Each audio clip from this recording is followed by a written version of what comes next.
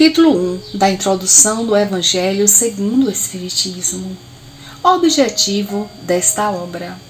Podem dividir-se em 5 partes as matérias contidas nos Evangelhos: os atos comuns da vida do Cristo, os milagres, as predições, as palavras que foram tomadas pela Igreja para fundamento de seus dogmas e o ensino moral. As 4 primeiras têm sido objeto de controvérsias. A última, porém, conservou-se constantemente inatacável. Diante desse código divino, a própria incredulidade se curva. É terreno onde todos os cultos podem reunir-se, estandarte sob o qual podem todos colocar-se, quaisquer que sejam suas crenças. Porquanto jamais ele constituiu matéria das disputas religiosas que sempre e por toda a parte se originaram das questões dogmáticas. Aliás, se o discutissem, nele teriam as seitas encontrado sua própria condenação, visto que, na maioria, elas se agarram mais à parte mística do que à parte moral, que exige de cada um a reforma de si mesmo. Para os homens, em particular, constitui aquele código uma regra de proceder que abrange todas as circunstâncias da vida privada e da vida pública, o princípio básico de todas as relações sociais que se fundam na mais rigorosa justiça.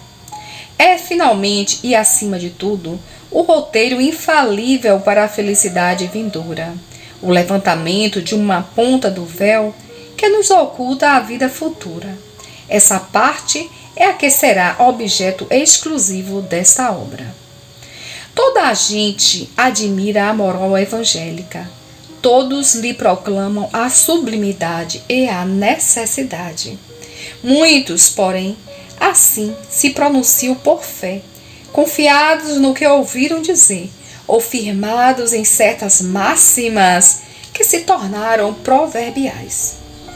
Poucos, no entanto, a conhecem a fundo, e menos ainda são os que a compreendem e lhe sabem deduzir as consequências.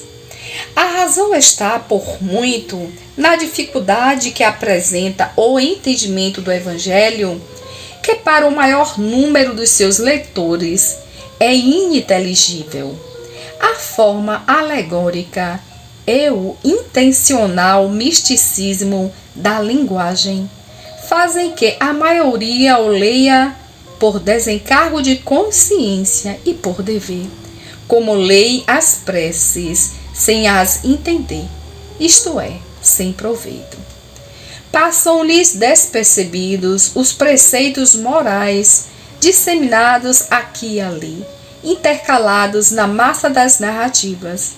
Impossível, então, apanhar-se-lhes o conjunto e tomá-los para objeto de leitura e meditações especiais.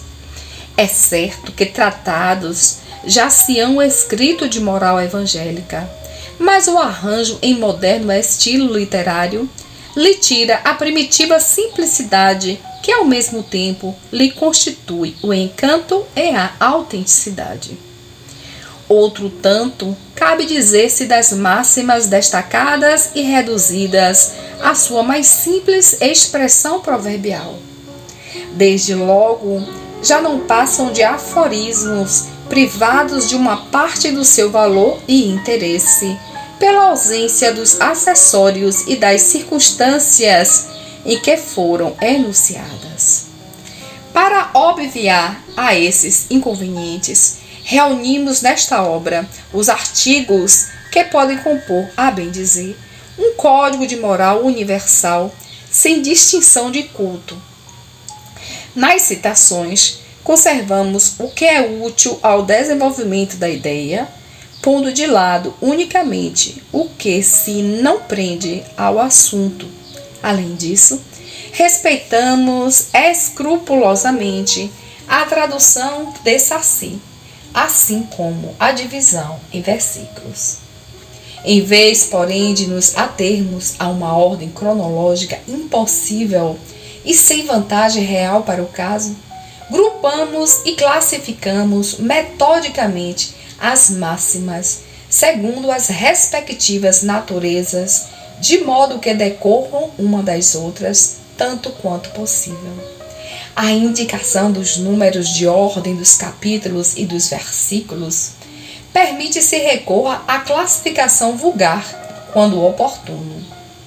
Esse, entretanto, seria um trabalho material que, por si só, apenas teria secundária utilidade.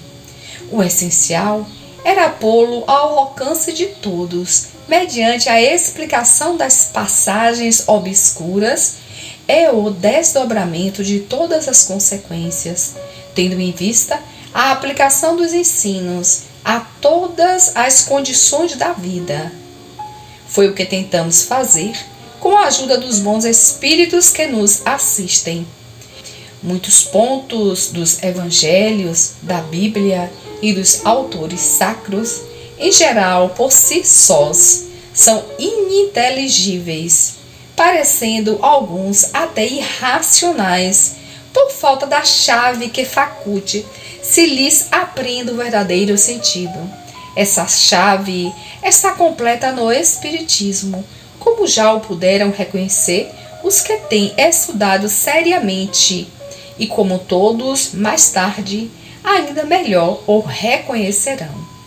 O Espiritismo se nos depara por toda a parte na antiguidade e nas diferentes épocas da humanidade. Por toda parte se lhe descobrem os vestígios, nos escritos, nas crenças e nos monumentos. Essa a razão porque, ao mesmo tempo que rasga horizontes novos para o futuro, projeta a luz não menos viva sobre os mistérios do passado. Como complemento de cada preceito, acrescentamos algumas instruções escolhidas, dentre as que os espíritos ditaram em vários países e por diferentes médios. Se elas fossem tiradas de uma fonte única, houveram talvez sofrido uma influência pessoal ou a do meio, ao passo que a diversidade de origens prova que os espíritos dão indistintamente seus ensinos e que ninguém, a esse respeito, goza de qualquer privilégio. Essa obra é para uso de todos. Dela podem todos aurir os meios de conformar com a moral do Cristo o respectivo proceder. Aos espíritas oferece aplicações que lhes concernem de modo especial. Graças às relações estabelecidas doravante e permanentemente entre os homens e o mundo invisível, a lei evangélica que os próprios espíritos ensinaram a todas as nações já não será letra morta, porque cada um a compreenderá e se verá incessantemente compelido a pô-la em prática, a conselho de seus guias espirituais. As instruções que promanam dos espíritos são verdadeiramente as vozes do céu, que vêm esclarecer os homens e convidá-los à prática do Evangelho.